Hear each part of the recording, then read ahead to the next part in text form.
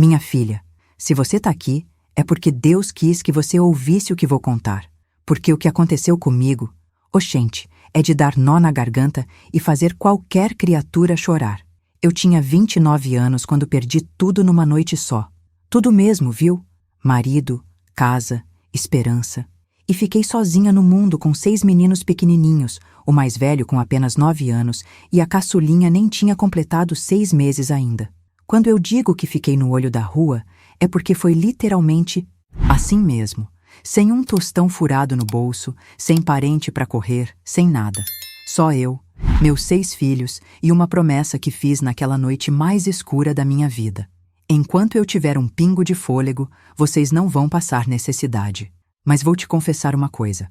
Desde já te convido para se inscrever aqui no canal, porque sua inscrição ajuda essa história a chegar em outras pessoas que estão precisando ouvir isso.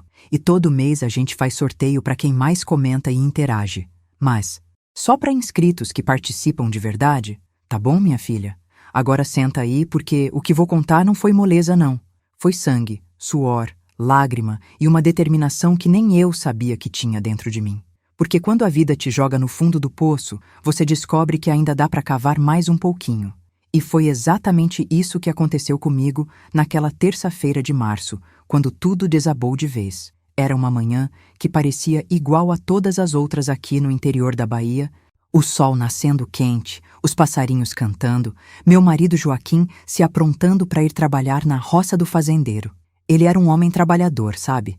Desses que acordava antes do galo cantar e só voltava quando a lua já estava alta no céu. Trabalhava de meeiro na fazenda do Coronel Sebastião, plantando feijão, milho, mandioca. A vida era apertada, mas a gente se virava. Morava numa casinha cedida dentro da propriedade, de taipa e telha, pequenininha, mas que abrigava a nossa família com muito amor. Naquela manhã, Joaquim tomou o café preto com tapioca que eu tinha feito, brincou um pouquinho com o Zé Carlos, nosso caçulinha de 6 meses, e saiu para a roça como sempre fazia. Me deu um beijo na testa como todo dia há 11 anos e disse: Francisca, hoje vou terminar de capinar aquela área de baixo. Se Deus quiser, na próxima colheita a gente consegue um dinheirinho melhor. Eram as últimas palavras que eu ia ouvir do meu companheiro de vida. O acidente foi terrível, minha filha. Terrível mesmo. Joaquim estava trabalhando sozinho numa área meio afastada quando uma cobra jararaca, dessas venenosas, mordeu ele bem na perna. Ele tentou voltar, tentou pedir socorro, mas o veneno foi mais rápido que suas forças. Quando o Manuel, outro trabalhador da fazenda, encontrou ele, já era tarde demais. Meu marido tinha partido, deixando eu e 6 crianças desamparadas no mundo. Lembro como se fosse hoje do momento que recebi a notícia. Eu estava na beira do córrego lavando roupa, a pequenininha no berço de palha que o Joaquim tinha feito, quando vi o Manuel correndo pela estrada, gritando meu nome. O desespero no rosto dele já me dizia que algo terrível tinha acontecido. Dona Francisca, venha depressa, o seu Joaquim... E não precisou falar mais nada. Meu mundo desabou naquele instante. Abandonei as roupas no córrego e corri. Corri como nunca tinha corrido na vida, com o coração batendo tão forte que parecia que ia estourar no peito. Quando cheguei onde ele estava, vi meu companheiro caído entre os pés de milho, o rosto roxo, os olhos parados, a perna inchada onde a cobra tinha mordido. Os outros homens tinham tentado de tudo. Amarrar a perna, fazer sangrar, até benzeção tentaram, mas não adiantou nada. Meu Joaquim tinha partido para os braços do pai. O grito que saiu da minha garganta deve ter acordado até os mortos do cemitério. Um grito de dor, de desespero, de revolta. Como é que Deus podia fazer isso comigo? Como é que ele podia levar o pai dos meus filhos justamente quando mais precisávamos dele? Caí de joelhos ali mesmo, no meio da roça, abraçada com o corpo já frio do meu marido, sem conseguir aceitar que aquilo era real. Mas sabe o que é pior que perder um marido? É voltar para casa e ter que olhar nos olhos de 6 crianças e explicar que o pai nunca mais ia voltar. O Antônio, o mais velho com seus 9 anos, entendeu na hora. Vi nos olhos dele uma tristeza que criança não deveria ter. Os outros menores ficaram perguntando quando o pai ia chegar, se ele tinha ido viajar, se ia trazer presente. E eu ali, destroçada por dentro, tendo que ser forte para não desmoronar na frente deles. O velório foi na nossa própria sala. Não tinha dinheiro para funerária, então os vizinhos se juntaram para ajudar.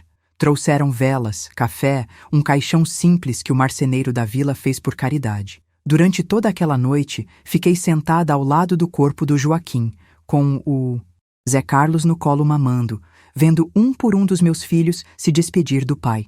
Era de partir o coração da pessoa mais dura do mundo, mas foi só no dia seguinte, depois do enterro, que a ficha caiu de verdade. Voltei para casa sem o Joaquim e me dei conta da situação desesperadora em que eu tinha ficado. 6 bocas para alimentar, 6 corpos para vestir, 6 vidas dependendo só de mim.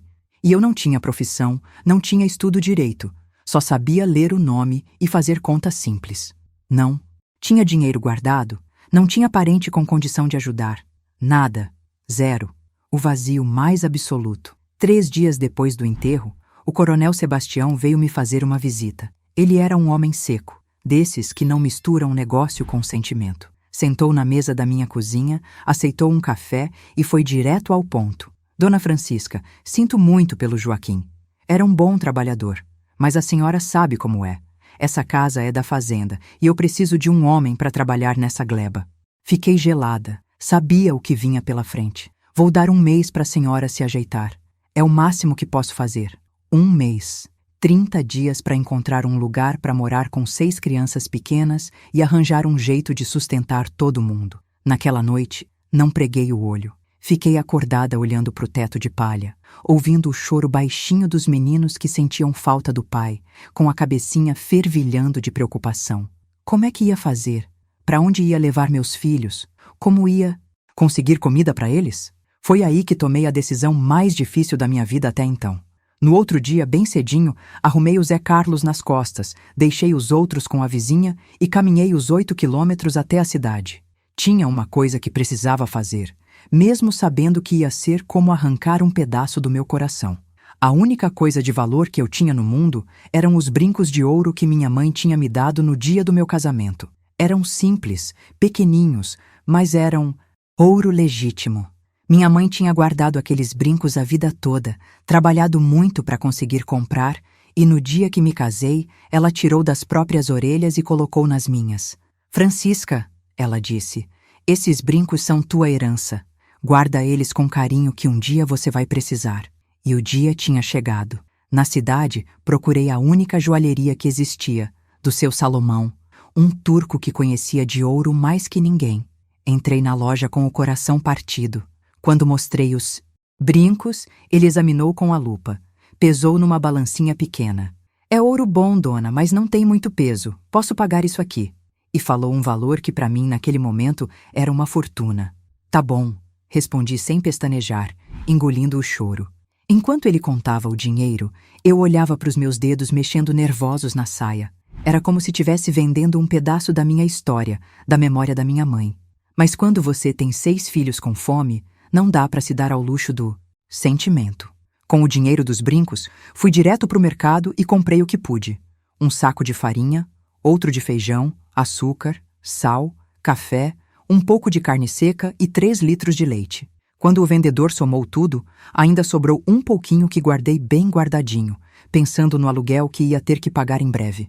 Na volta para casa, carregando aquelas compras todas e com o menino nas costas, as pernas bambearam várias vezes. Parei para descansar debaixo de um pé de umbu na beira da estrada. Foi ali, sozinha com meu filho mais novo dormindo e os embrulhos de comida ao meu lado, que chorei pela primeira vez desde o enterro do Joaquim. Chorei de saudade, de medo, de desespero. Mas foi só por alguns minutos, porque não podia me dar ao luxo de ficar se lamentando. Tinha que ser forte para os meus meninos. Quando cheguei em casa, as crianças vieram correndo. O Antônio, sempre prestativo, ajudou a carregar os pacotes. A Rosário, minha segunda filha, veio me contar que a comadre Zefinha tinha passado e deixado uns ovos e um pedaço de queijo coalho. Naquela noite, fizemos uma janta melhor do que tínhamos feito em semanas. Feijão com carne seca, farinha e ovos mexidos. Quando botei o prato na frente de cada criança, vi a alegria simples nos olhos deles e aquilo me deu força para continuar lutando. O fundo do poço, descobri que ainda dava para cavar mais um pouquinho. E foi exatamente isso que aconteceu na semana seguinte, quando uma febre danada começou a atacar meus meninos, um atrás do outro. Começou com o Josivaldo, meu terceiro filho, de apenas 5 anos. Uma febre alta que não baixava de jeito nenhum. O menino tremendo de frio mesmo com o calor de 40 graus que fazia lá fora. Logo depois, foi a vez da Rosário, minha única menina, com seus 7 anos. Depois, o pequeno. Edilson, o Geraldo e até o bebê Zé Carlos começou a queimar em febre. Só o Antônio, o mais velho, e o Nivaldo, de 4 anos, que não pegaram a doença. A benzedeira da vila, Dona Quitéria, veio ver os meninos e logo diagnosticou sarampo, uma doença terrível que naquela época matava muita criança por essas bandas do interior. Francisca, ela me disse com cara de preocupação, você vai ter que ter muita paciência e fé em Deus. Não pode deixar eles saírem no sereno, tem que dar muito, líquido e rezar muito, porque essa doença não tem brincadeira não. Passei 7 dias e 7 noites sem pregar o olho direito, minha filha.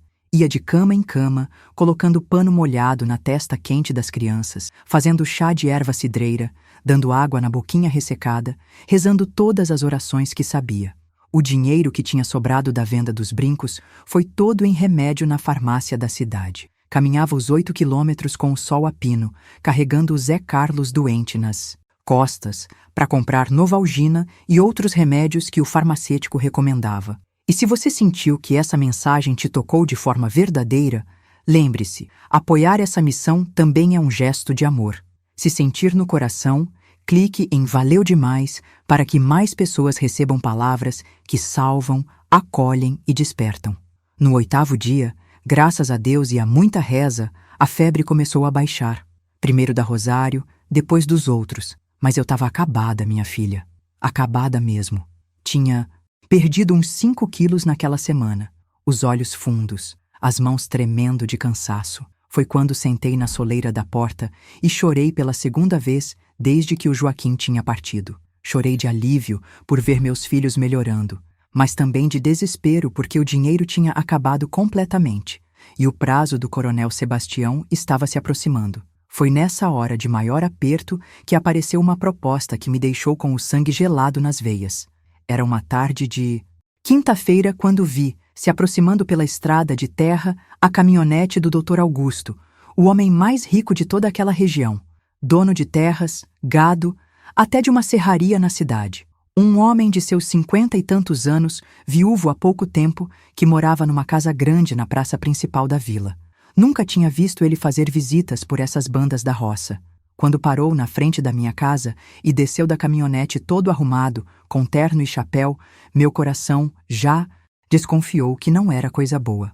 Dona Francisca, ele disse tirando o chapéu, soube da sua situação. Vim aqui fazer uma proposta que pode resolver todos os seus problemas. Mandei as crianças entrarem e ofereci um café, como manda a educação. Ele sentou na cadeira de palha que o Joaquim tinha feito e foi direto ao assunto. A senhora é uma mulher ainda nova e bonita, apesar das dificuldades. Deve ser muito pesado criar 6 filhos sozinha. Já senti um frio na barriga com aquelas palavras. Eu tenho uma casa boa na cidade, com todas as comodidades. A senhora e os meninos poderiam morar lá, com comida garantida, escola para os mais velhos, futuro assegurado. E o que o senhor quer em troca? Perguntei já imaginando a resposta. Ele sorriu de um jeito que me deu nojo. Companhia, Dona Francisca. Uma mulher para cuidar da casa, fazer companhia nas refeições, nas noites solitárias. Nada demais, só um arranjo que beneficiaria nós dois. Minha filha sentiu uma revolta. Tão grande subir do peito que por pouco não explodi ali mesmo. Mas me controlei, pensando nos meus filhos que estavam ali perto, ainda se recuperando da doença. Doutor Augusto, respondi com a voz mais firme que consegui. Eu agradeço a oferta, mas minha dignidade não está à venda. Se é para trabalhar, eu trabalho. Se é para limpar, eu limpo. Se é para lavar roupa, eu lavo. Mas me vender, jamais. Ele ficou com a cara feia. Não estava acostumado a ouvir não. Pense bem, Francisca. São 6 crianças. O inverno está chegando. E pelo que sei, a senhora não tem nem onde morar em 2 semanas. Não há muitas opções para uma mulher sozinha com tanto filho. Levantei da cadeira e abri a porta da frente. Prefiro dormir debaixo do pé de pau com meus filhos do que vender minha alma para o Senhor. Pode ir embora. Ele saiu resmungando, ameaçando que eu ia me arrepender, que a vida ia me ensinar que orgulho não enche barriga de criança. Depois que ele foi embora, fiquei ali parada na varanda, tremendo de raiva e de medo. Raiva daquele homem que pensou que podia comprar uma mãe desesperada. Medo porque ele tinha razão numa coisa. Eu não sabia o que ia fazer dali para frente. Foi nessa mesma noite que tive a ideia que mudaria nossa vida para sempre. Não conseguia dormir. Ficava virando de um lado para o outro na cama, pensando em soluções. Foi quando me lembrei da minha avó Antônia, que tinha sido a melhor quituteira de toda a região. Ela fazia uns doces que eram disputados nas festas, nas feiras, em todo canto. Especialmente um pudim de tapioca com leite de coco que era de dar água na boca só de lembrar. A receita tinha ficado comigo quando ela morreu, escrita num caderninho velho com a letra trêmula dela.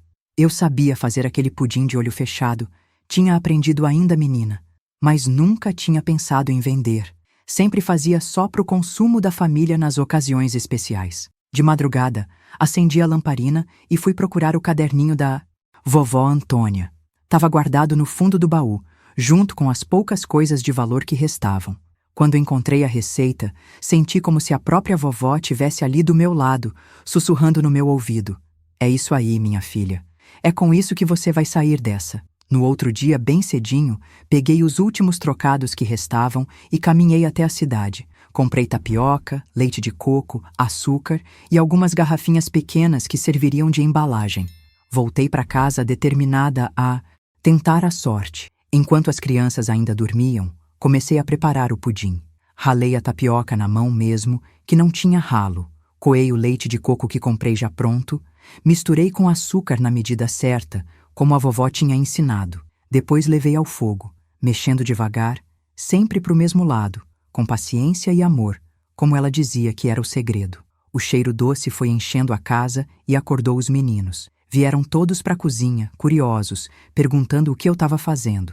Tô fazendo o futuro de vocês, respondi, sem parar de mexer. Quando o pudim ficou no ponto, nem mole demais, nem duro, com aquela consistência cremosa perfeita, tirei do fogo e deixei esfriar.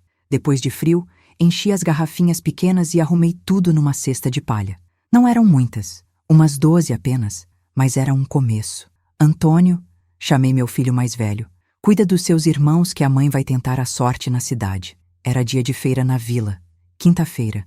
Cheguei lá pelas 10 horas da manhã com minha cesta de pudins e o coração batendo forte. Não tinha dinheiro para alugar uma banca.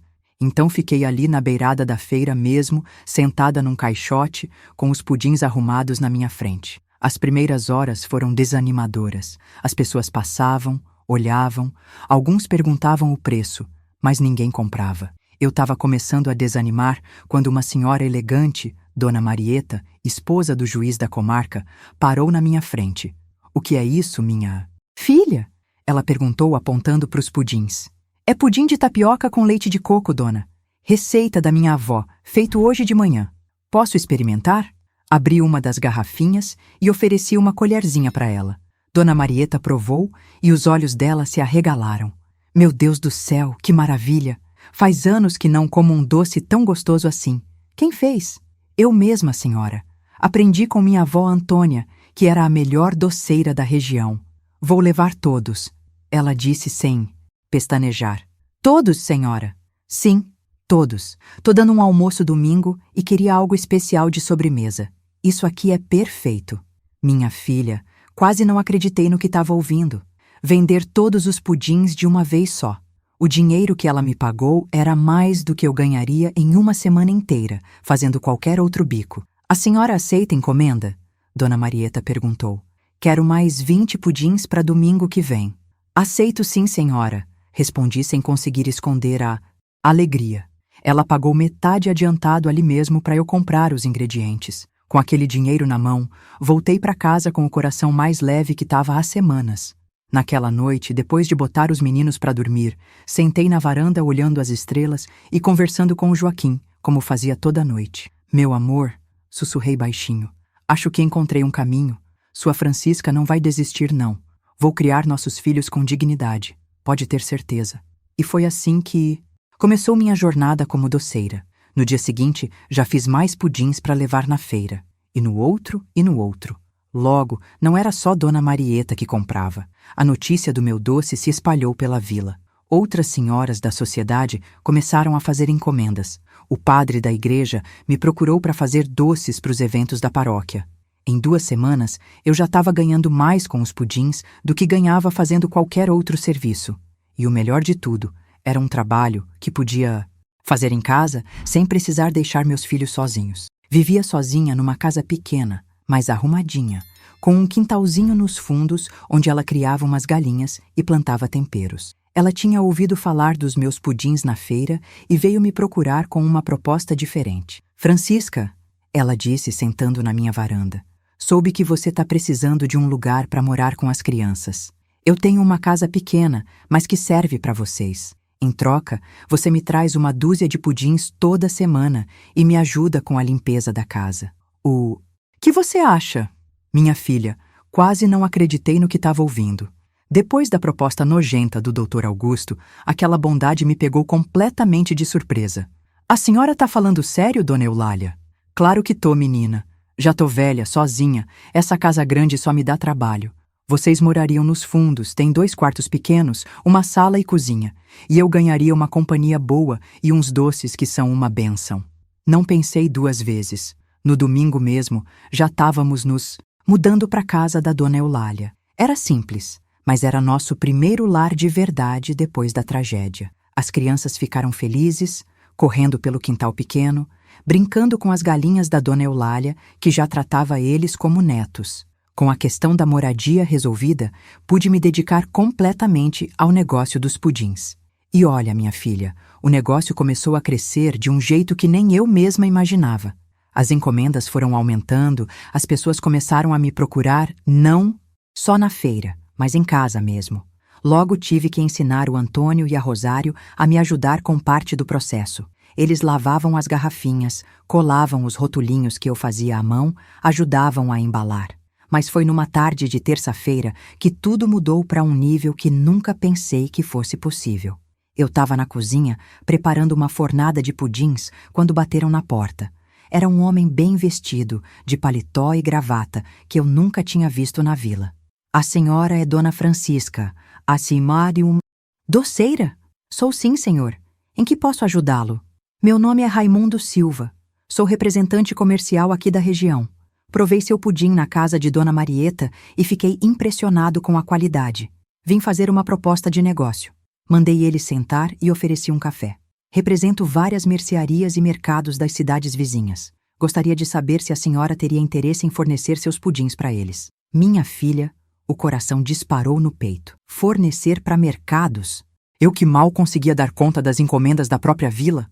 Quantos o senhor está falando? Para começar, umas 50 unidades por semana. Se der certo, a gente aumenta gradativamente. 50 pudins por semana.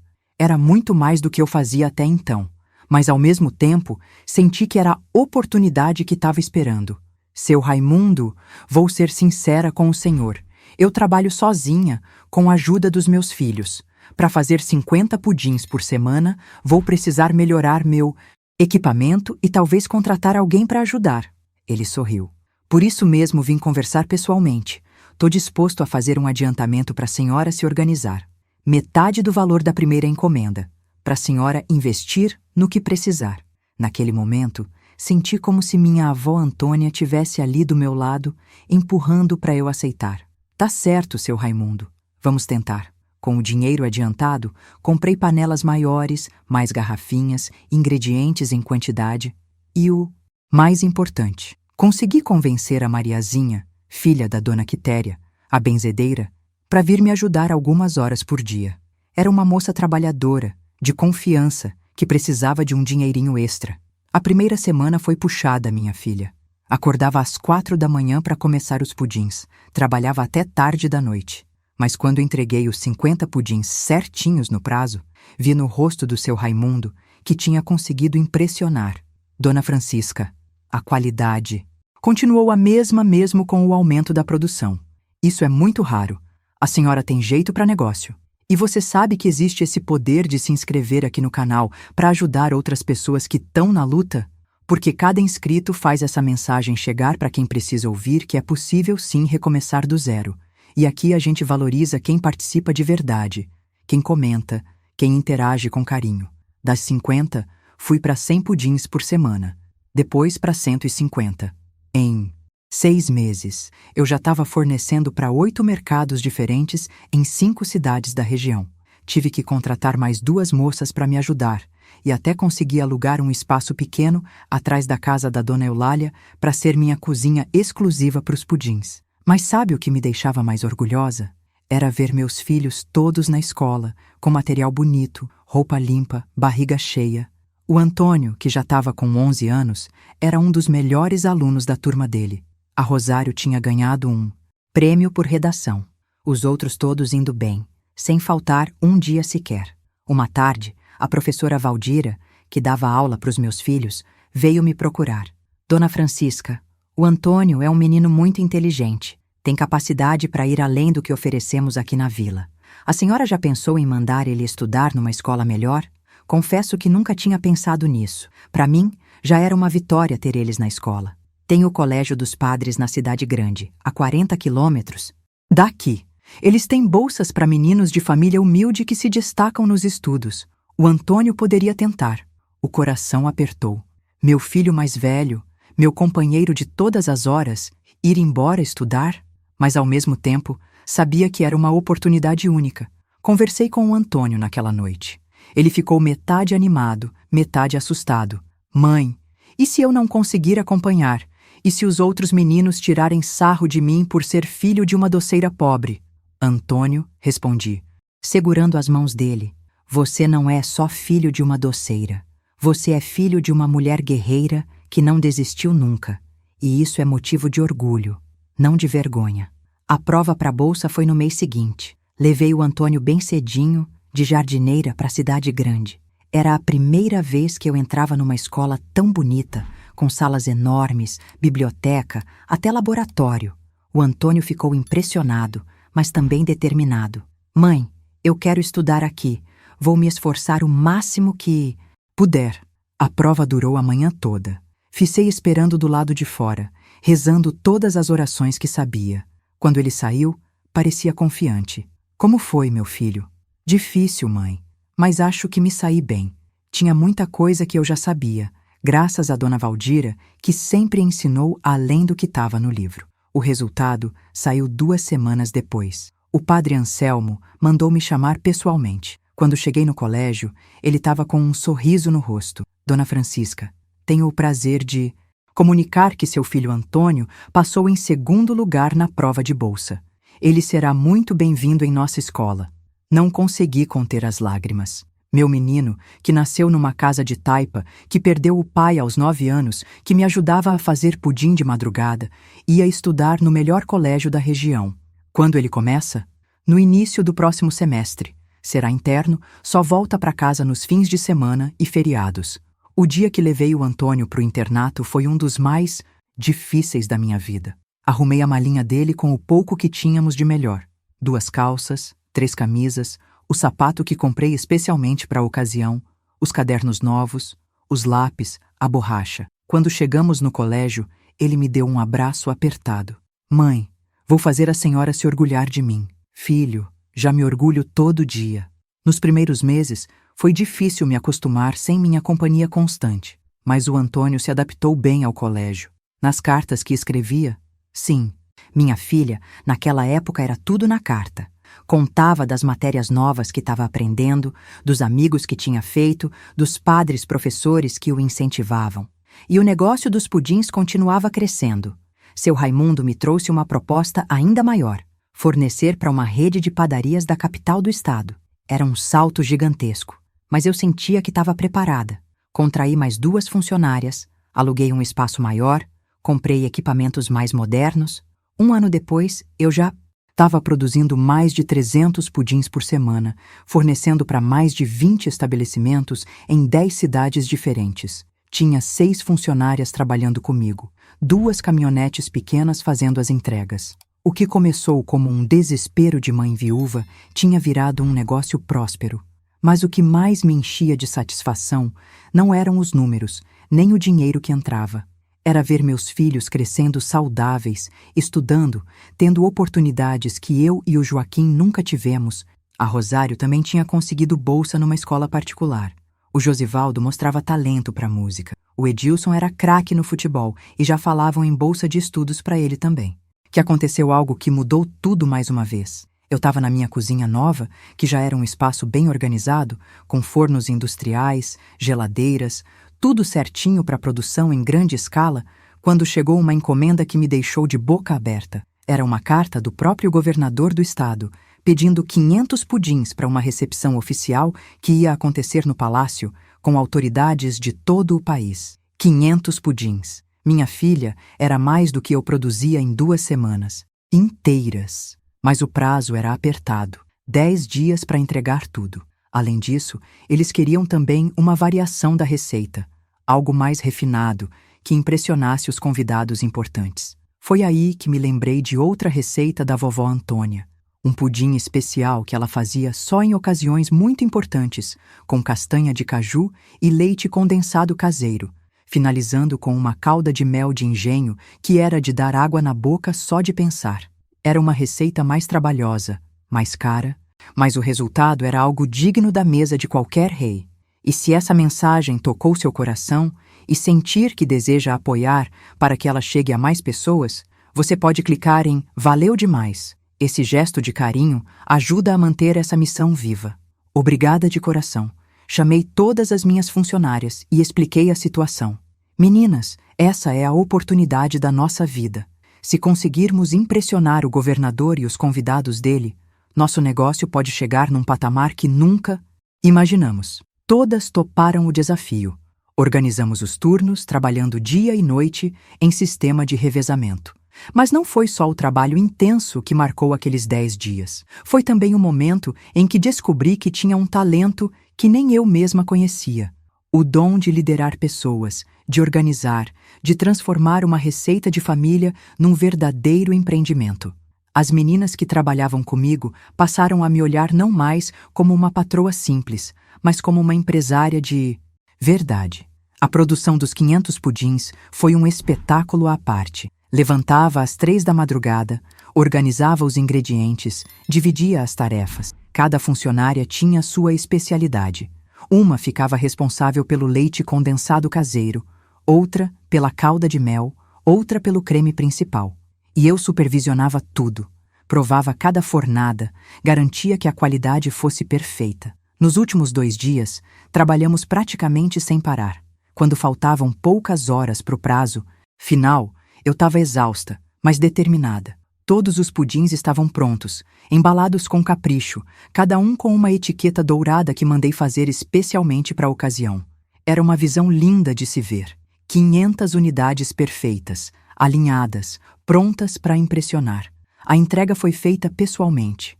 Aluguei um caminhão refrigerado e fui eu mesma levar para o Palácio do Governo, acompanhada pela Rosário, que já estava com 15 anos e me ajudava muito no negócio. Quando chegamos, naquele palácio imponente, com sua arquitetura majestosa, guardas na entrada, jardins bem cuidados, confesso que bateu um frio na barriga. Uma mulher simples do interior, filha de agricultor, que aprendeu a fazer doce com a avó, ali entregando uma encomenda para o próprio governador. O encarregado da cozinha do palácio nos recebeu com toda a educação. Quando ele abriu as caixas e viu os pudins, os olhos brilharam. Que capricho, que apresentação! A senhora pode ter certeza que causará boa impressão. 2 horas depois, quando já estávamos de volta para casa, recebi um telefonema. Sim, minha filha, a essa altura eu já tinha telefone na fábrica. Era o próprio secretário do governador. Dona Francisca, o governador ficou impressionado com seus pudins. Os convidados estão elogiando muito. Ele gostaria de conhecê-la pessoalmente. Não acreditei no que estava ouvindo. O governador queria me conhecer. Marcamos para a semana seguinte. O encontro com o governador foi numa tarde de sexta-feira. Me arrumei com a melhor roupa que tinha. Um vestido azul marinho que a Rosário tinha me dado de presente. Sapatos baixos, mas bonitos, cabelo bem penteado. Quando entrei no gabinete dele, um ambiente luxuoso com móveis de madeira nobre, quadros nas paredes, uma mesa enorme, senti como se tivesse entrado em outro mundo. O governador era um homem simpático, na casa dos 50 anos, que me recebeu com um sorriso genuíno. Dona Francisca, é um prazer conhecê-la. Seus pudins foram o grande sucesso da nossa recepção. Todo mundo perguntou quem era a doceira responsável por aquela maravilha. Ficou curiosa sobre minha história, quis saber como tinha começado no negócio, como conseguia manter a qualidade, mesmo produzindo em grande escala. Contei minha trajetória com simplicidade, sem omitir as dificuldades, a viuvez precoce, a luta para criar os filhos sozinha.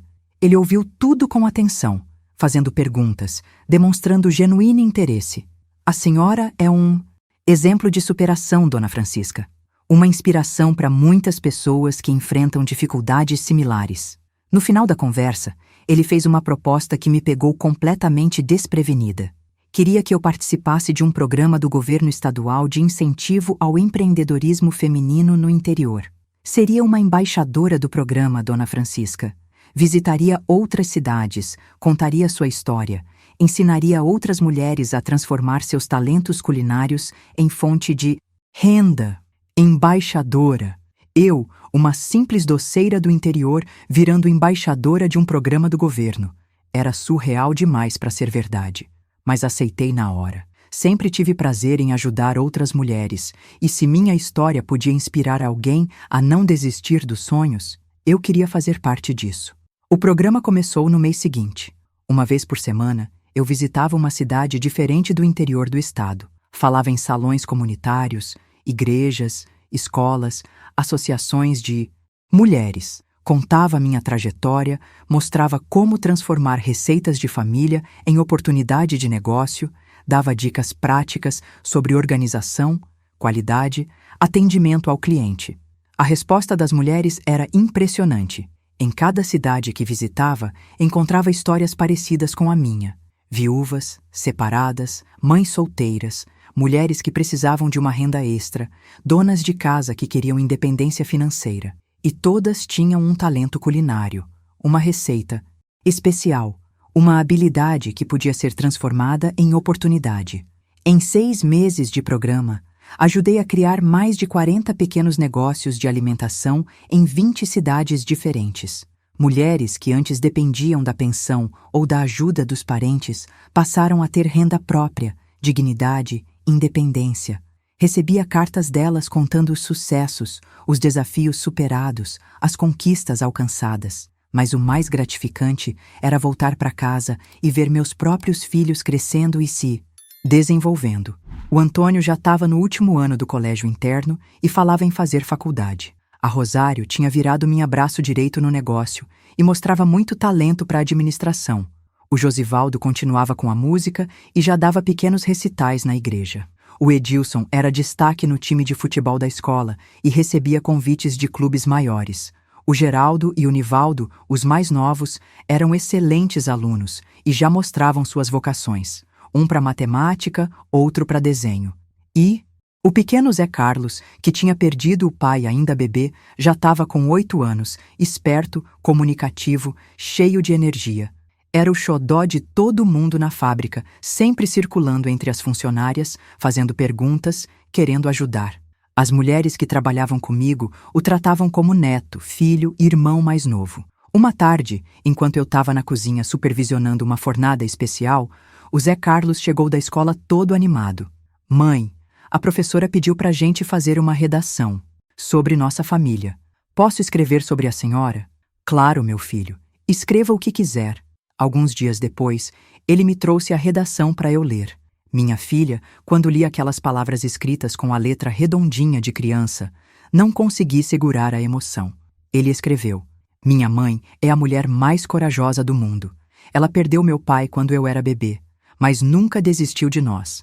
Ela fez um doce tão gostoso que até o governador quis conhecer ela. Agora, ela ajuda outras mães a não desistirem dos seus sonhos. Quando eu crescer, quero ser corajoso igual ela. Naquele momento, sentada na varanda da minha casa, com a redação do meu filho mais novo nas mãos, olhando para o quintal onde as outras crianças brincavam, ouvindo o barulho da fábrica funcionando nos fundos, me dei conta de uma coisa. Eu tinha conseguido. Tinha cumprido a promessa que fiz naquela noite terrível em que tudo desabou. Meus filhos não só não passaram necessidade, como estavam tendo oportunidades que eu nem sonhava quando criança. E mais que isso, minha história estava servindo para inspirar outras mulheres, para mostrar que é possível sim recomeçar, que não importa o tamanho da dificuldade, sempre tem um caminho, sempre tem uma solução. Às vezes, ela vem disfarçada de receita de avó, de um pudim simples, de uma oportunidade que aparece quando menos esperamos. Mostrou que, por mais que a vida melhore, sempre tem uma lição nova para aprender, sempre tem um teste novo para passar. Era um domingo de março, lindo, ensolarado, quando recebo a visita mais inesperada da minha vida. A própria primeira-dama do Estado queria me conhecer pessoalmente. Dona Mercedes era uma senhora elegante, na casa dos 60 anos, conhecida pelo trabalho social que desenvolvia junto às comunidades carentes. Ela chegou numa comitiva pequena, sem alarde, numa reunião informal que o governador tinha organizado na minha própria fábrica. Queria conhecer de perto o trabalho que eu desenvolvia com as mulheres empreendedoras do interior. Dona Francisca, ela me disse com um sorriso genuíno, sua história chegou até mim através do meu marido.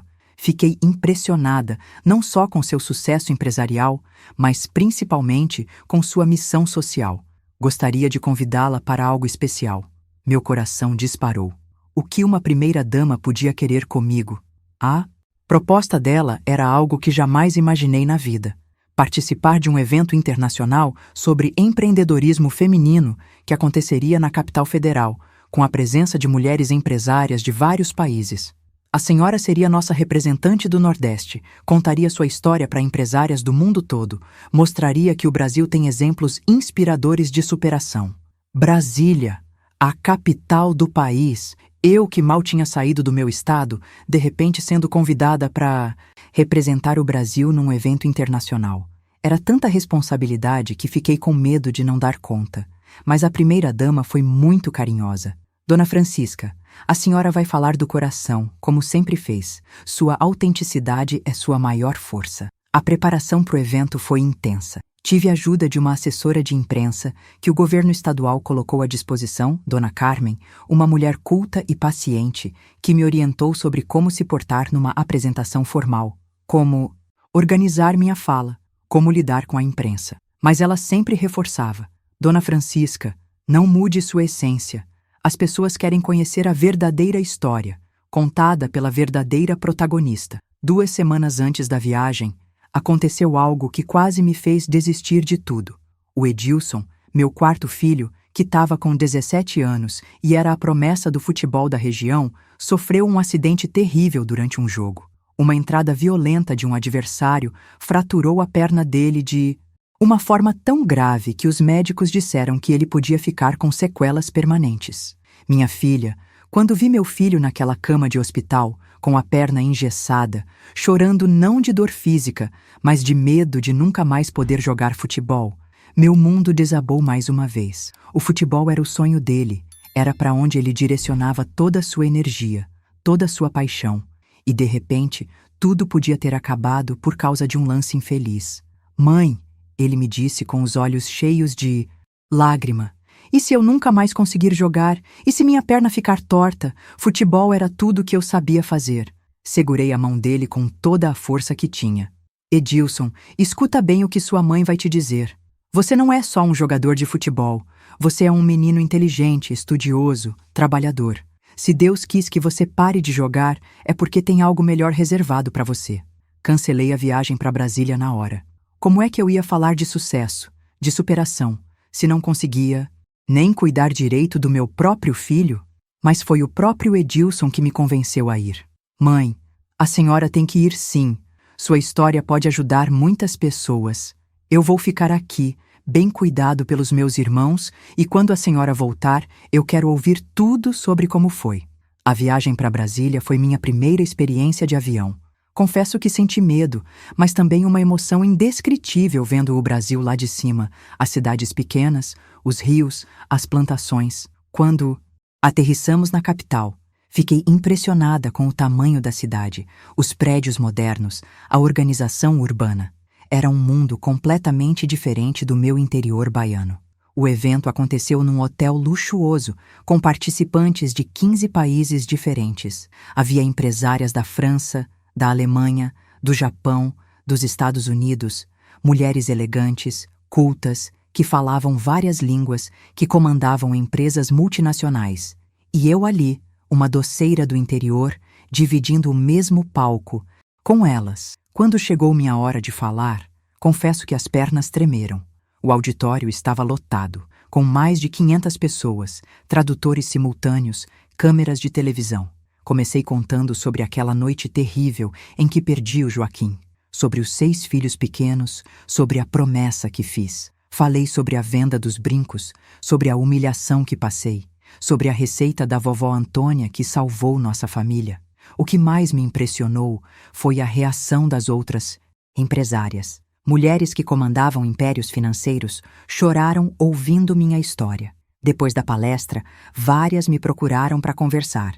Uma empresária alemã me disse: Dona Francisca, eu herdei a empresa do meu pai. Nunca passei necessidade, nunca enfrentei dificuldades reais. Sua história me mostrou o que é verdadeira determinação. Uma japonesa me procurou e disse: No meu país, respeitamos muito a figura da matriarca, da mãe que luta pela família, mas raramente vemos exemplos tão claros de transformação social através do empreendedorismo. A senhora é uma inspiração. Recebi convites para visitar outros países, para contar minha história em outros eventos, para estabelecer parcerias internacionais. Mas o que mais me marcou foi o encontro com uma jovem empresária brasileira, a Patrícia, de São Paulo, que depois da minha palestra veio me procurar com os olhos cheios de lágrima. Dona Francisca, eu estava quase desistindo do meu negócio.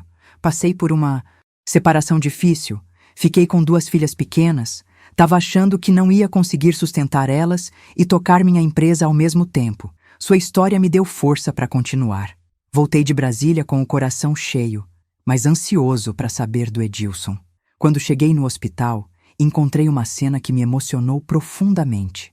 Meu filho estava ensinando matemática para outros meninos internados, usando um quadrinho improvisado que os enfermeiros tinham arranjado. Mãe, ele disse, quando me viu, descobri que gosto de ensinar.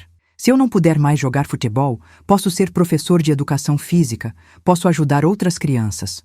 A recuperação do Edilson foi mais rápida do que os médicos esperavam. Em 6 meses, ele já estava caminhando normalmente. Não voltou a jogar futebol profissionalmente, mas descobriu uma vocação nova. Virou treinador de base, trabalhando com crianças carentes, ensinando futebol como ferramenta de inclusão social. Hoje ele diz que o acidente foi uma bênção disfarçada, porque o direcionou para algo ainda mais gratificante. E meu negócio continuava crescendo. O evento de Brasília abriu portas que eu nem imaginava. Recebi encomendas de embaixadas, de hotéis internacionais no Brasil, de empresas multinacionais que queriam servir meus pudins em eventos corporativos. Tive que ampliar a fábrica novamente, contratar mais funcionárias, comprar equipamentos mais modernos. Mas o que mais me orgulhava não era o crescimento financeiro. Era ver que minha história estava inspirando mulheres em todo o país. Recebia cartas de todos os cantos do Brasil, do Rio Grande do Sul, do Amazonas, de Roraima. Mulheres contando que tinham começado seus próprios negócios depois de ouvir minha história na televisão ou no rádio. Uma carta em particular me marcou profundamente. Era de uma mulher do interior do Ceará, viúva como eu, com 4 filhos. Ela escreveu: Dona Francisca, eu estava pensando em dar meus filhos pros parentes criarem porque não conseguia sustentar eles. Depois que ouvi sua história, decidi tentar. Comecei fazendo tapioca na porta de casa. Hoje tenho uma barraquinha na feira e meus filhos estão todos comigo. Obrigada por me ensinar que mãe não desiste nunca.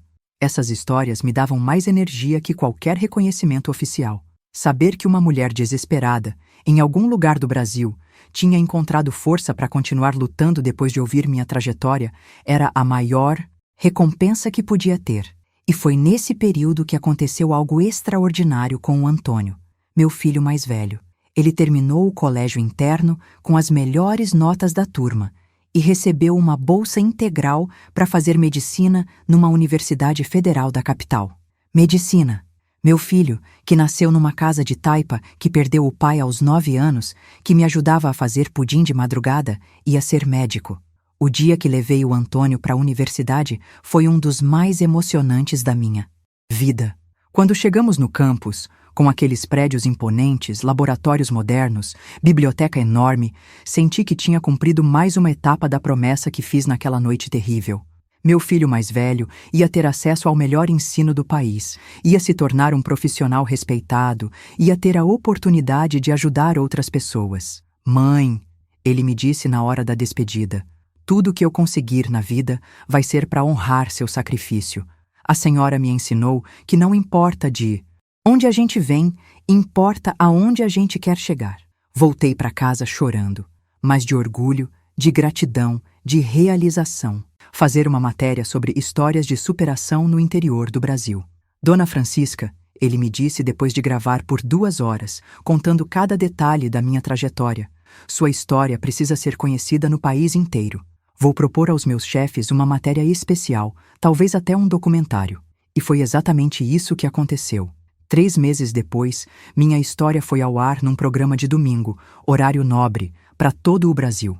Minha filha, o que aconteceu depois daquela reportagem foi algo que jamais imaginei na vida. Em questão de dias, começaram a chegar ligações de todos os cantos do país. Emissoras de rádio querendo entrevistas, jornais pedindo matérias, editoras interessadas em publicar minha biografia. De repente, eu, que mal sabia escrever direito, estava sendo procurada para virar livro. Mas o que mais me tocou foram as cartas que começaram a chegar. Centenas delas, de mulheres de todo o Brasil contando suas histórias, pedindo conselhos, agradecendo pela inspiração.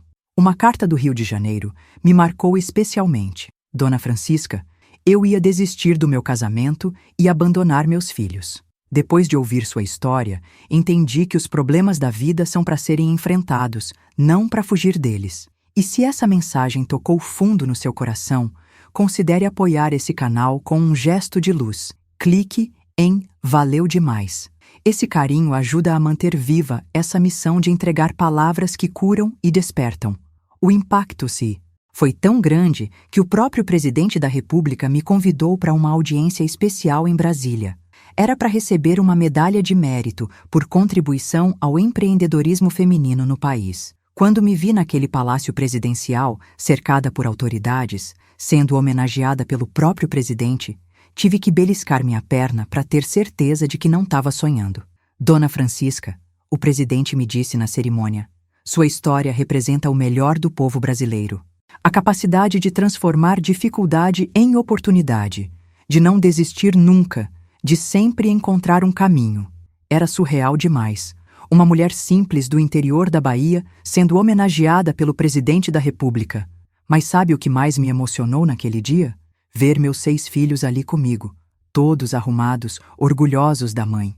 O Antônio já estava no 4º ano de medicina, a Rosário tinha virado uma administradora competente e tocava parte do negócio.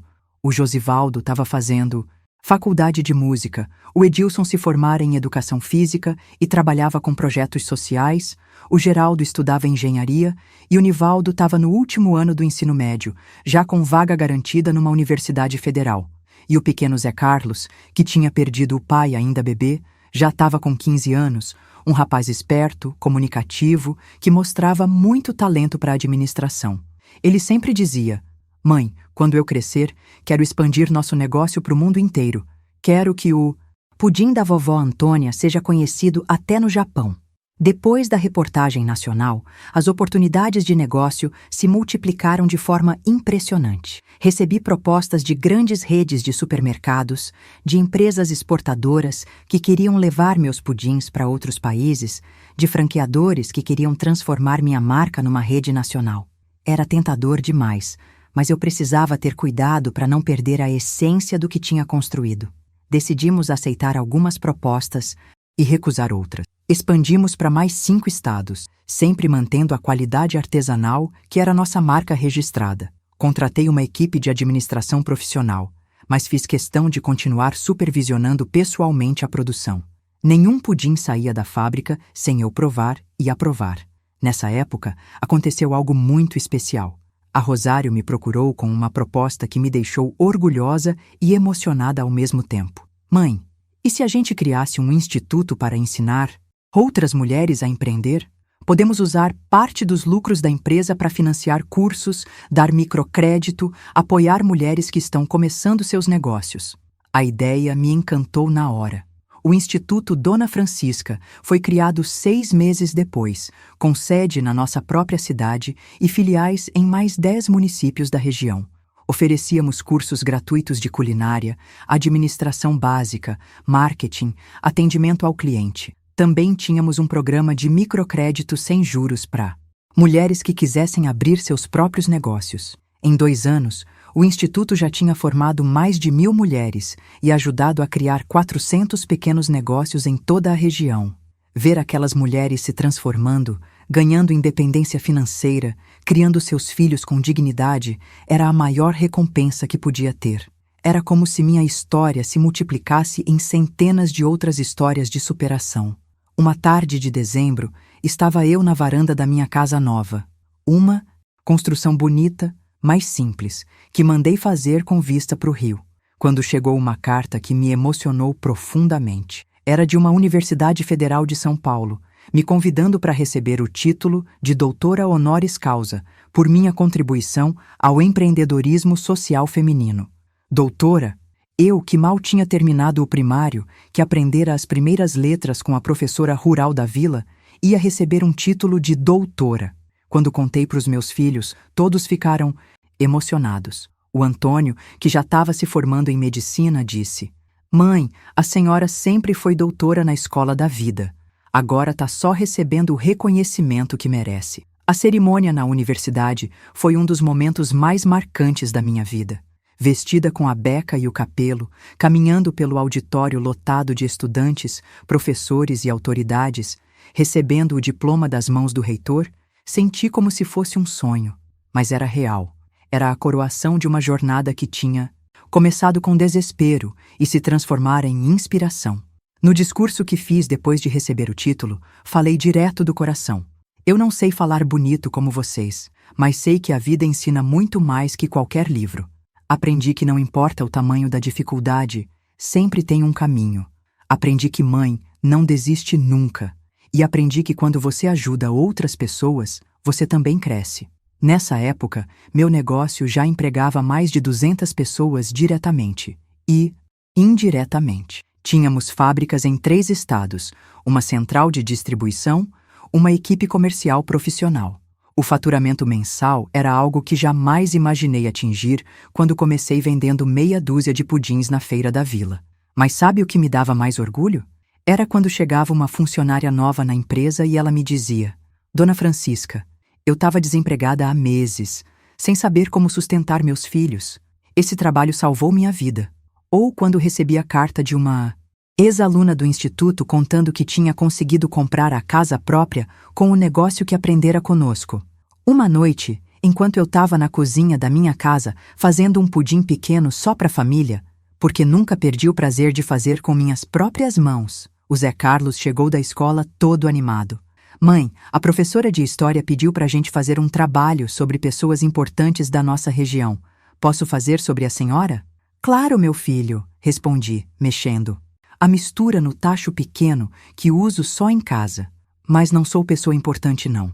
Ele me olhou com aqueles olhos espertos e disse: Mãe, a senhora transformou um pudim numa empresa que emprega 200 pessoas. Ensinou 1.000 mulheres a empreender. Foi homenageada pelo presidente. Virou doutora sem nunca ter pisado numa universidade. Se isso não é ser importante, não sei o que é. Aquelas palavras do meu filho caçula me fizeram refletir sobre toda a jornada. Tinha razão. De alguma forma, aquela mulher desesperada que vendera os brincos da mãe para comprar comida para os filhos tinha se transformado numa referência nacional em empreendedorismo feminino. Tinha provado que é possível sim recomeçar do zero, que não importa de onde você vem, importa aonde você quer chegar. E o mais bonito era ver que minha história estava inspirando não só mulheres, mas homens também. Jovens, idosos, pessoas de todas as classes sociais. Recebia mensagens de executivos contando que tinham encontrado força para superar crises empresariais depois de ouvir minha trajetória. Recebia cartas de estudantes universitários que tinham decidido não desistir dos estudos depois de conhecer minha história. Foi nessa época que tive uma ideia que considerava a mais importante de todas: criar uma fundação que oferecesse bolsas de estudo integrais para filhos de famílias carentes. A Fundação Joaquim e Antônia, em homenagem ao meu marido e minha avó, foi estabelecida com uma doação inicial de R$ 2 milhões, recursos que vieram dos lucros da empresa. O objetivo era simples: garantir que nenhuma criança perdesse a oportunidade de estudar por falta de recursos financeiros. Oferecíamos bolsas desde o ensino fundamental até a universidade, incluindo moradia, alimentação, material escolar, uniforme, tudo o que fosse necessário para que o jovem se dedicasse exclusivamente aos estudos. No primeiro ano, a fundação contemplou 50 crianças. No segundo ano, eram 100. No terceiro, 200. Cada bolsista que se formava se comprometia a ajudar outro jovem, criando uma corrente de solidariedade que se expandia naturalmente. Era emocionante receber cartas dos bolsistas contando suas conquistas: aprovações em universidades, formaturas, primeiros empregos, realizações que talvez nunca tivessem acontecido sem aquela oportunidade.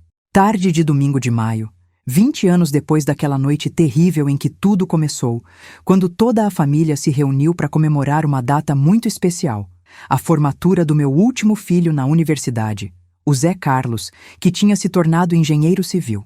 Ali na minha varanda, olhando para aquela mesa farta, cercada pelos meus 6 filhos, já todos formados, realizados, construindo suas próprias famílias, senti um aperto no peito de tanta gratidão. O Antônio já era médico, respeitado, casado com a Simone, enfermeira, me dando 2 netos lindos. A Rosário virava uma empresária de sucesso, administrando não só nossa empresa de pudins, mas também o Instituto de Empreendedorismo Feminino. O Josivaldo tinha se tornado maestro, regendo uma orquestra sinfônica na capital, casado com a pianista Helena, me abençoando com 3 netinhos que já mostravam talento musical desde pequenos. O Edilson, mesmo depois do acidente, conseguira realizar o sonho de outra forma. Era diretor de uma escola de futebol para crianças carentes, casado com a professora Ana, pai de 2 meninos que já chutavam bola melhor que o pai. O Geraldo se tornara engenheiro como o caçula, mas especializado em construção civil, tocando uma construtora que só fazia casas populares, realizando o sonho de outras famílias. E o Nivaldo tinha seguido um caminho que me surpreendeu.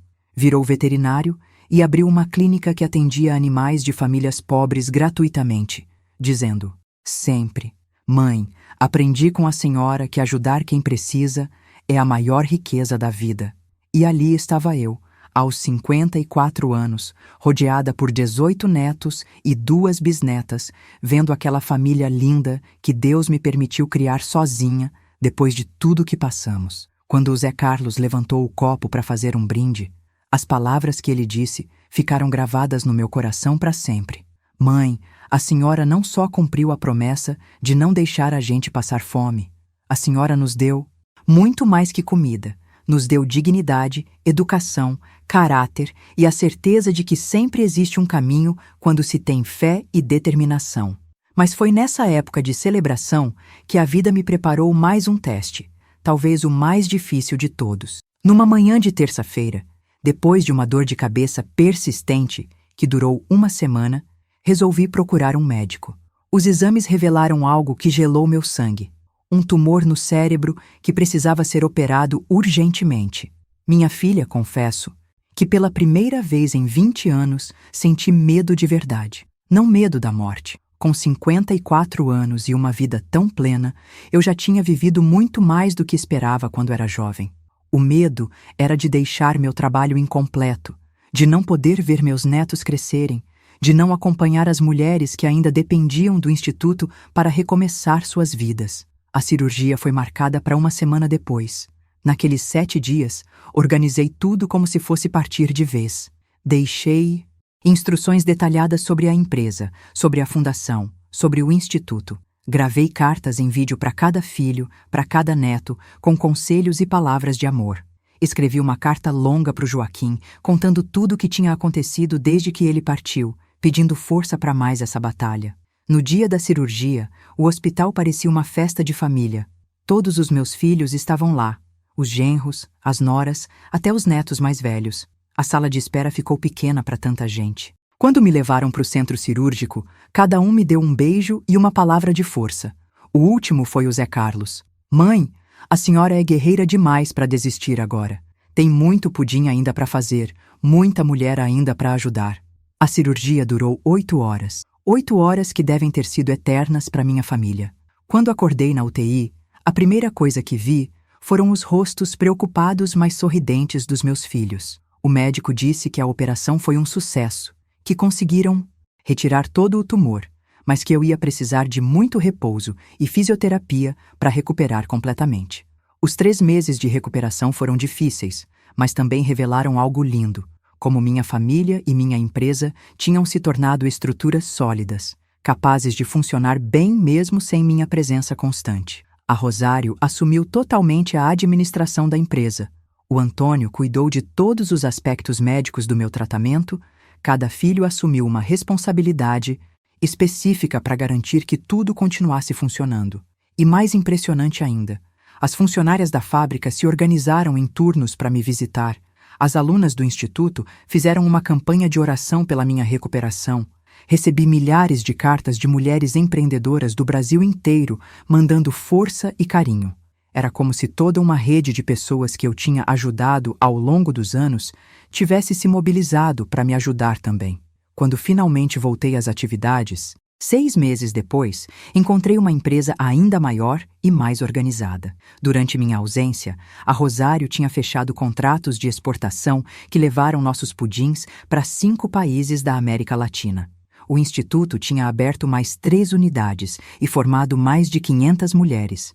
A fundação tinha conseguido patrocínios que permitiram dobrar o número de bolsas oferecidas. Mãe, a Rosário me disse no meu primeiro dia de volta, descobrimos que a senhora nos ensinou tão bem que conseguimos tocar tudo sozinhos, mas também descobrimos que sem a senhora aqui, falta o tempero especial que faz tudo ter sentido. Aquelas palavras me emocionaram profundamente. Era a confirmação de que minha maior conquista não tinha sido construir uma empresa próspera, mas ter formado pessoas capazes de continuar o trabalho mesmo na minha ausência. Aos poucos, fui reassumindo minhas responsabilidades, mas com uma perspectiva diferente. A experiência com a doença me ensinou a valorizar ainda mais cada momento, cada conversa, cada abraço. Comecei a delegar mais, a confiar mais na capacidade dos meus filhos e colaboradores, a curtir mais os momentos em família. Foi nessa época que recebi um convite que considerei a coroação de tudo que tinha construído. O governo federal queria criar um programa nacional baseado no modelo do nosso instituto, levando capacitação em empreendedorismo feminino para 1.000 municípios brasileiros. Seria um projeto de 5 anos, com orçamento de 50 milhões de reais, e queriam que eu fosse a coordenadora geral. Era uma responsabilidade enorme, mas também a oportunidade de multiplicar em escala nacional o trabalho que vinha fazendo na minha região. Imagine, minha filha, 1.000 cidades, talvez 100.000 mulheres capacitadas, milhares de pequenos negócios criados, famílias inteiras saindo da miséria através do empreendedorismo. Era um sonho grande demais para recusar. O programa foi lançado numa cerimônia em Mimzienz, Brasília, com a presença do presidente, de ministros, de governadores. Mais uma vez, me vi naquele ambiente de autoridades, sendo apresentada como exemplo nacional de superação e empreendedorismo social. Mas dessa vez, não senti mais aquele nervosismo dos primeiros anos. Eu sabia exatamente quem era, de onde vinha e aonde queria chegar.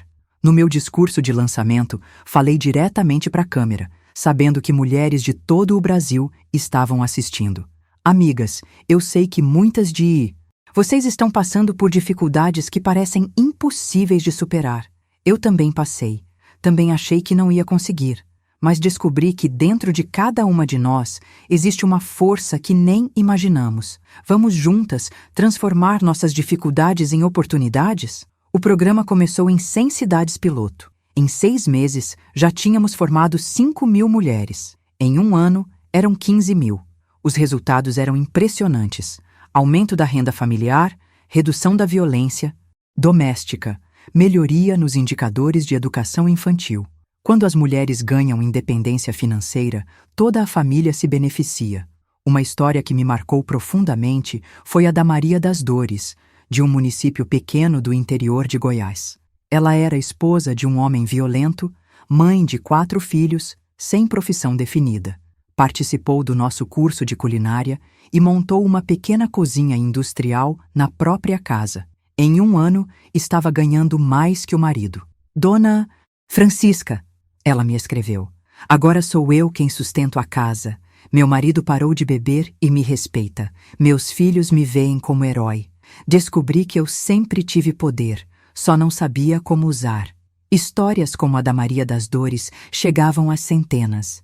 Cada uma confirmava algo que eu sempre soube. Dar oportunidade para a mulher é transformar a sociedade inteira. Quando uma mãe prospera, os filhos estudam melhor, a família come melhor, a comunidade inteira se beneficia. Aos 60 anos, eu já tinha sido homenageada em 13 países, recebido 15 títulos honorários de universidades, sido capa de revistas internacionais de negócios. Mas o que mais me orgulhava não eram os prêmios. Era saber que minha história tinha inspirado a criação de mais de 1.000 pequenas empresas, comandadas por mulheres, que 200.000 famílias tinham melhorado de vida através dos nossos programas. E foi numa tarde de dezembro, véspera do meu aniversário de 60 anos, que aconteceu a maior surpresa da minha vida.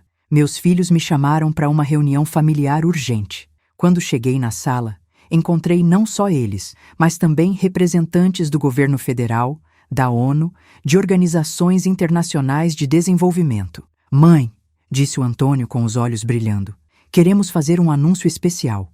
Seu trabalho chamou a atenção da Organização das Nações Unidas. Eles querem replicar nosso modelo em países da África e da Ásia. A senhora vai ser embaixadora internacional da ONU para empreendedorismo feminino. Embaixadora da ONU. Minha filha, quase desmaiei ali mesmo. Uma mulher que aos 30 anos vendia os brincos da mãe para comprar comida para os filhos, aos 60 virava embaixadora internacional para ajudar mulheres do mundo inteiro. Era surreal demais para ser verdade, mas era real. Coração tranquilo de quem cumpriu todas as promessas que fez na vida. 43 anos se passaram desde aquela noite terrível em que perdi o Joaquim e fiquei sozinha no mundo com 6 crianças pequenas, sem saber como ia fazer para honrar a promessa que fiz. Enquanto eu tiver um pingo de fôlego, vocês não vão passar necessidade. E não passaram, minha filha. Não passaram. Hoje, quando olho para trás, vejo uma trajetória que nem nos meus sonhos mais ousados eu imaginava possível. De uma viúva desesperada que vendia os brincos da mãe para comprar comida para os filhos, me tornei embaixadora internacional da ONU, responsável por levar programas de empreendedorismo feminino para 23 países da África, Ásia e América Latina. Nos últimos 12 anos, viajei pelo mundo inteiro contando minha história e ensinando o que aprendi. Estive no Senegal, onde ajudei 1.200 mulheres a montar cooperativas de produção de azeite de dendê. Fui para Bangladesh, onde capacitei 3.000 mulheres na produção de artesanato. Visitei o Peru, onde ensinei técnicas de conservação de alimentos que beneficiaram famílias indígenas de toda a região andina. Cada país, cada comunidade, cada mulher que ajudei levou um pedacinho da receita da vovó Antônia e um pouquinho da força que descobri dentro de mim naquela noite de desespero. O programa nacional que coordenei no Brasil se transformou numa política pública permanente. Em 15 anos, capacitamos mais de 1,5 milhão de mulheres, ajudamos a criar 800.000 micro e pequenas empresas, tiramos da pobreza extrema mais de 4 milhões de pessoas. Não são só números, minha filha. São vidas transformadas, famílias reestruturadas, comunidades inteiras que saíram da miséria através do trabalho digno. Hoje, nossa empresa de pudins é uma das maiores do gênero na América Latina, com fábricas em 8 países, empregando diretamente mais de 3.000 pessoas e indiretamente outras 15.000. Mas o que mais me orgulha não é o tamanho do negócio. É saber que 80% dos nossos funcionários são mulheres, que 60% delas são chefes de família, que todas têm salários dignos, plano de saúde, educação garantida para os filhos. A Fundação Joaquim e Antônia já formou mais de 12 mil jovens em universidades do país inteiro. Temos médicos, engenheiros, professores, advogados, empresários que saíram de famílias pobres e hoje são referência nas suas áreas. Alguns voltaram para suas comunidades de origem, levando conhecimento e oportunidades. Outros se espalharam pelo mundo, mas sempre com o compromisso de ajudar quem precisa. O Instituto Dona Francisca se transformou numa rede com mais de 200 unidades espalhadas pelo Brasil e outros países da América Latina. Todo mês, formamos uma nova turma de mulheres empreendedoras. Todo mês, celebramos o nascimento de dezenas de novos negócios. Todo mês, recebemos cartas de ex-alunas contando suas conquistas. A casa, própria financiada com o lucro do negócio, o filho na universidade, o marido que parou de beber porque a esposa ganhou independência financeira. E meus filhos? Meus filhos, todos se tornaram não só profissionais de sucesso, mas principalmente pessoas que fazem a diferença no mundo. O Antônio hoje é um dos cirurgiões mais respeitados do país, mas também coordena um programa que leva atendimento médico gratuito a comunidades ribeirinhas da Amazônia. Já salvou milhares de vidas, especialmente de mulheres grávidas que antes morriam por falta de assistência médica adequada. A Rosário assumiu completamente a presidência da nossa empresa, mas transformou aquilo numa verdadeira escola de gestão. Todo funcionário que entra recebe formação completa, desde técnicas de produção até educação financeira. Ela sempre diz: não queremos só empregados, queremos parceiros no nosso crescimento. E é exatamente isso que acontece. Muitos funcionários já abriram suas próprias empresas, sempre com nosso apoio e incentivo. O Josivaldo se tornou um maestro reconhecido internacionalmente, mas nunca esqueceu suas origens. Criou uma orquestra só com jovens de comunidades carentes, levando música clássica para lugares onde ela nunca tinha chegado. Já gravou 5 CDs, sendo que toda a renda é destinada a projetos sociais na nossa região. O Edilson transformou sua escola de futebol num centro de formação completa. Lá, as crianças não aprendem só a jogar bola. Tem aulas de reforço escolar, orientação nutricional, acompanhamento psicológico, formação cidadã. Já formou dezenas de jogadores profissionais, mas o que mais me orgulha é saber que formou centenas de cidadãos de bem. O Geraldo virou um dos maiores construtores da região, mas especializou a empresa em habitação popular. Já construiu mais de 5 mil casas para famílias de baixa renda, sempre com financiamento facilitado e preços justos. Ele diz que casa própria é direito sagrado de toda família, não privilégio de quem tem dinheiro. O Nivaldo se tornou veterinário como sonhava, mas expandiu seu trabalho muito além da clínica. Coordena programas de saúde animal em assentamentos rurais, ensina técnicas de criação sustentável, ajuda pequenos produtores a melhorar a qualidade dos seus rebanhos. É reconhecido como um dos maiores especialistas em desenvolvimento rural sustentável do Nordeste. E o Zé Carlos, meu caçulinha que perdeu o pai ainda bebê, hoje é engenheiro civil, como o Geraldo, mas especializou-se em saneamento básico. Coordena projetos que levam água potável e esgoto tratado para comunidades que nunca tiveram esses serviços. Já beneficiou mais de 200 mil pessoas com seus projetos de infraestrutura social. Todos se casaram. Me deram 37 netos, 18 bisnetos e até 4 tataranetos. Quando a família toda se reúne, precisa alugar um salão na cidade porque não cabe em casa nenhuma. É uma alegria danada, minha filha. Criança, correndo para todo lado, adultos conversando, idosos contando histórias. É a família que Deus me permitiu construir depois de tanta dificuldade. Mas sabe o que mais me emociona nessas reuniões familiares? É ver que todos os meus descendentes herdaram o espírito de solidariedade, a vontade de ajudar quem precisa. Não tem um neto meu que não esteja envolvido em algum projeto social. Não tem uma neta que não use sua profissão para fazer o bem. É como se aquela sementinha de determinação que plantei naquela noite terrível tivesse germinado e se multiplicado em dezenas de outras sementes. Hoje, quando acordo de manhã na minha cama confortável, tomo meu café gostoso na varanda da minha casa bonita, olho para o jardim bem cuidado e para o rio correndo lá embaixo, Às vezes tenho que beliscar minha perna para ter certeza de que não tô sonhando. Como é que uma mulher simples, do interior da Bahia, que ficou viúva aos 30 anos, com 6 filhos pequenos, conseguiu chegar aonde cheguei?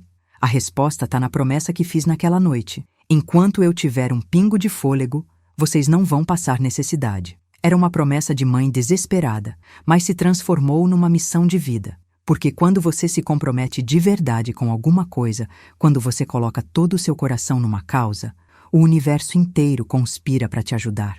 E olha, minha filha, eu não digo que foi fácil. Teve noite que chorei de cansaço, teve dia que pensei em desistir, teve momento que achei que não ia conseguir. Mas sempre que a fraqueza batia, eu olhava para os meus filhos e lembrava da promessa. Eles dependiam de mim. Não podia fraquejar.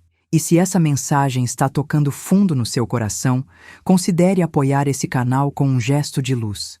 Clique em Valeu demais. Esse carinho ajuda a manter viva essa missão de entregar palavras que curam e despertam.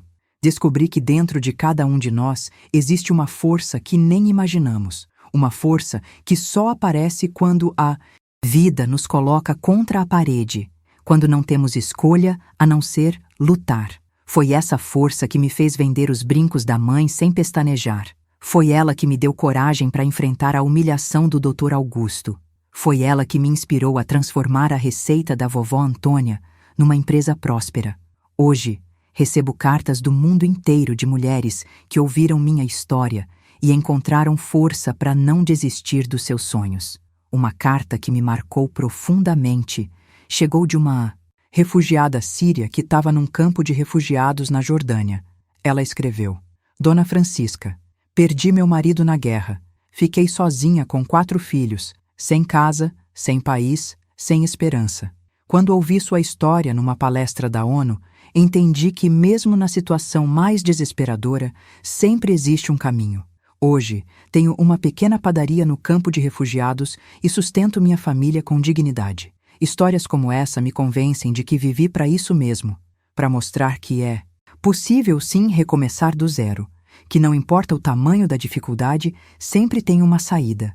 Às vezes, ela vem disfarçada de receita de avó, às vezes, de uma habilidade que você nem sabia que tinha, às vezes, de uma oportunidade que aparece quando menos espera. O segredo não tá em não ter problemas. Todo mundo tem. O segredo tá em não deixar os problemas te definirem. Eu podia ter me entregado naquela noite terrível, podia ter aceitado que meu destino era a miséria, podia ter dado meus filhos para os outros criarem, mas escolhi lutar, escolhi acreditar que merecia uma vida melhor, escolhi transformar minha dor em força e quero deixar aqui meu recado para você que está me ouvindo, especialmente se você é mulher. Se você está passando por dificuldades, se você acha que não tem saída, você tem sim. Dentro de você existe uma guerreira que talvez ainda não tenha acordado, mas ela está lá. Às vezes precisa de uma crise para ela aparecer, mas quando aparecer, segura ela forte e não deixa escapar. Não importa a sua idade, não importa a sua escolaridade, não importa de onde você vem. O que importa é aonde você quer chegar. Eu saí de uma casa de taipa e cheguei à embaixadora da ONU. Se eu consegui, você também consegue. Basta acreditar, basta trabalhar, basta nunca desistir. E se você tem filhos, lembre-se, eles estão te observando sempre. Eles aprendem mais com seus exemplos do que com suas palavras. Quando você luta, você ensina eles a lutar. Quando você não desiste, você ensina eles a perseverar. Quando você transforma a dificuldade em oportunidade, você ensina eles que sempre existe um caminho. Hoje, aos 72 anos, posso dizer que cumpri todas as promessas que fiz na vida. Meus filhos não só não passaram necessidade, como tiveram oportunidades que nem eu nem o Joaquim sonhávamos quando éramos jovens. Ajudei milhares de outras mulheres a encontrar seus caminhos. Deixo um legado que vai continuar ajudando pessoas, mesmo depois que eu partir. E sabe o que mais me deixa feliz? É saber que minha história vai continuar inspirando mulheres por muitas gerações. Já tem filme sendo produzido sobre minha vida, livro sendo traduzido em 15 idiomas, documentário sendo exibido em universidades do mundo inteiro. É como se aquela receita da vovó Antônia tivesse se transformado numa receita de esperança para toda a humanidade. Então eu deixo aqui meu abraço carinhoso para você que me acompanhou até o final dessa história. Se você chegou até aqui, é porque tem alguma coisa dentro do seu coração que ressoa com o que contei. Segura essa energia, alimenta ela, transforma ela em ação. Porque o mundo precisa de mais pessoas que não desistem nunca, que transformam dificuldade em oportunidade, que fazem da vida uma missão de ajudar os outros. E se inscreve aqui no canal, porque sua inscrição ajuda essa mensagem chegar em outras pessoas que também precisam ouvir que é possível recomeçar. Conta pra gente nos comentários qual foi a parte da história que mais te tocou, que lição você vai levar para sua vida. E se você tem uma história de superação também, compartilha com a nossa comunidade, porque quando uma mulher conta sua história de força, ela inspira centenas de outras a descobrir a força que tem dentro de si. Que Deus abençoe sua jornada, minha filha. Que você encontre dentro de você a mesma força que encontrei dentro de mim naquela noite terrível. E que você use essa força não só para transformar sua própria vida, mas para ajudar outras pessoas também. Porque é assim que a gente muda o mundo. Uma história de cada vez, uma mulher de cada vez, um pudim de cada vez. Um beijo no seu coração e até a próxima história.